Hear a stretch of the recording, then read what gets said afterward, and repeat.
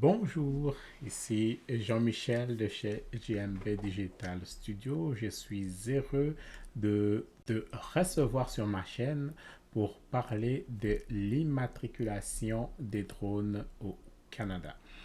Donc, en ce qui concerne toute la Confédération canadienne, l'autorité des régulations en matière des drones, c'est Transport Canada.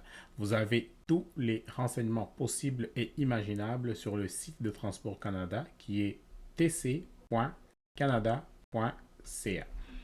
Donc, aujourd'hui, on va parler de l'immatriculation des drones. Qu'est-ce qui se passe au Canada par rapport aux drones? Ce que vous devez savoir, que cela a un coût, mais c'est tellement dérisoire que ne pas le faire serait de la mauvaise foi. Ça coûte 5 dollars. Ça coûte 5 dollars comme frais pour immatriculer son drone.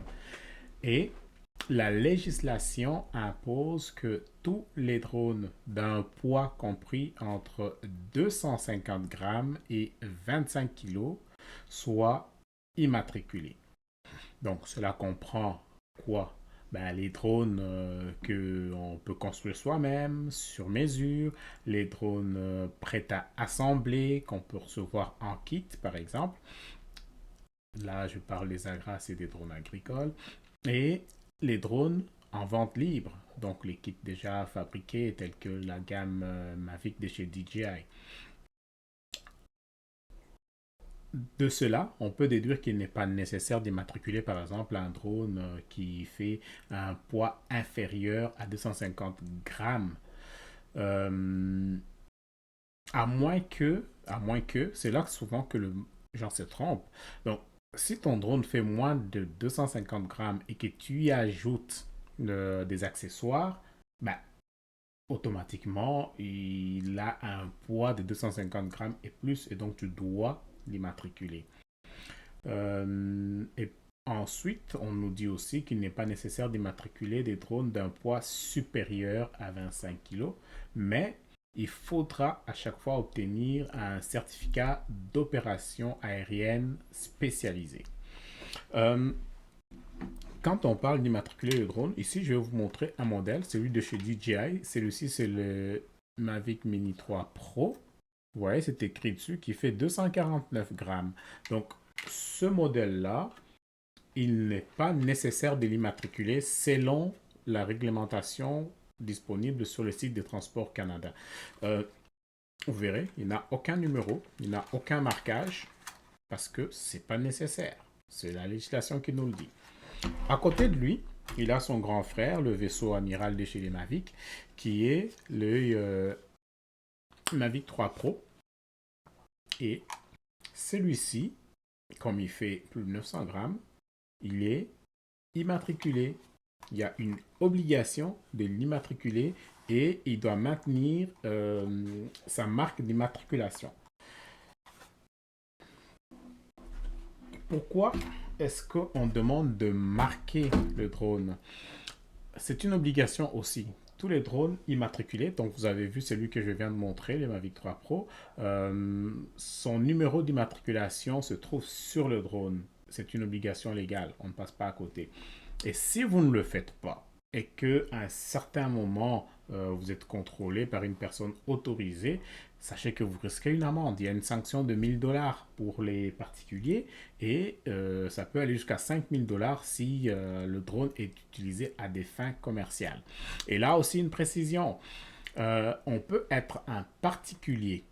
OK? Donc, on n'est pas un travailleur autonome, mais on se ramasse un petit contrat que je vais faire un vol de drone et ce vol-là sera rémunéré.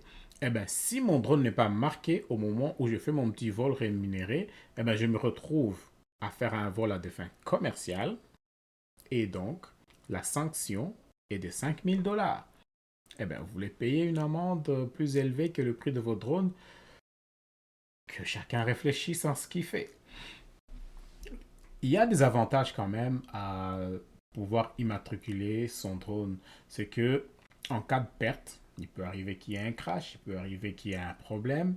On sait vous le ramener parce que toute personne de bonne foi qui le retrouve grâce à ces numéros-là, via Transport Canada, on peut retrouver le propriétaire et vous ramener votre drone.